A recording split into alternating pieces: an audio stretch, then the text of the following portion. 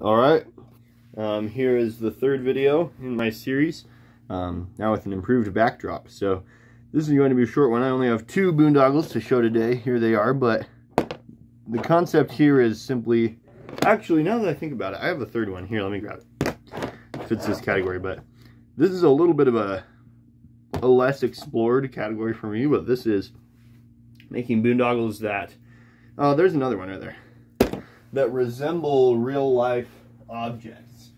And so the more that I think about it, the more I'm grabbing more boondoggles out of my collection that actually fit this category, but and actually not real life objects, but more just making boondoggles that aren't just abstract. So first let me show you a boondoggle that definitely doesn't fit this example. So so something like, you know, like this, right? This is just kind of some shapes. This is just a design. It's just a, you know, it's not like a picture or a sculpture of something in the real world. Whereas this is an airplane. You know what I mean? It's got the back section. It's got those propellers in the front. Everyone knows what that is. It's a little airplane. So this is just showing some examples of some projects that you can make that are more of a little bit more artistic, in that they resemble the real world or whatever. So this airplane's made just with box or square stitches, as you can see. So you should be able to pretty much figure out how to make it just by looking at this video. Here's a small humanoid figure that I made. So at the top it is a 3x3. Let me get it to focus. There we go. At the top it's a 3x3 twisted stitch for that round head. And then I took away almost all the strands, and I made some twisted triangle stitches for the arms. And then the legs are made out of square stitches.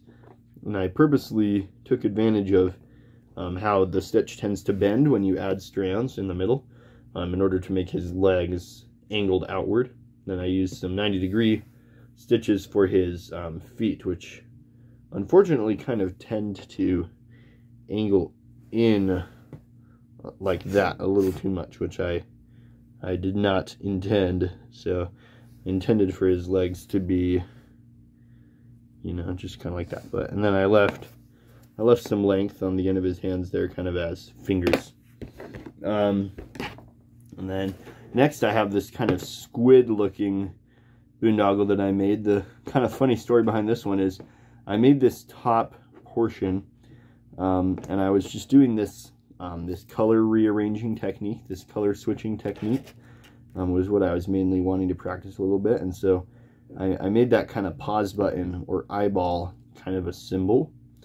And then I got down to here and I thought, well, I've got 2 options now. I can either continue with that pattern and make it more of an abstract pause button, I guess, looking kind of a boondoggle, or I could make it into a squid, because I just couldn't help but think about how it looked like a pair of eyes.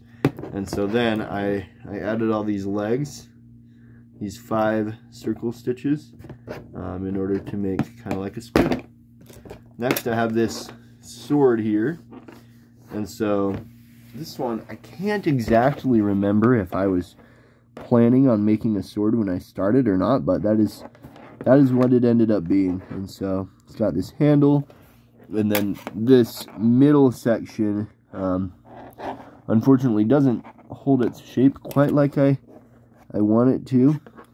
Usually these zipper stitches obviously don't stay in their shape quite right, and then there's the blade of the sword or the dagger, and as you can see, the sides of the blade are actually sharp in a way. They're not squared off like your typical boondoggle. They are, if I try to get a shot looking down it actually comes to a point. I'm using a different technique that I'm actually going to probably make another video in this series talking about, but so that's the pointed side technique. And then my last one that I'll show, and I won't spend too much time on this, but this is of course my boondoggle dragon that was already featured in one of my collection update videos, and I talked about it a lot in that video. But yeah, so there's that video, and now you're seeing a little behind the scenes. I've zoomed out of my backdrop, but that's boondoggles that are a little bit more picturesque. Thanks.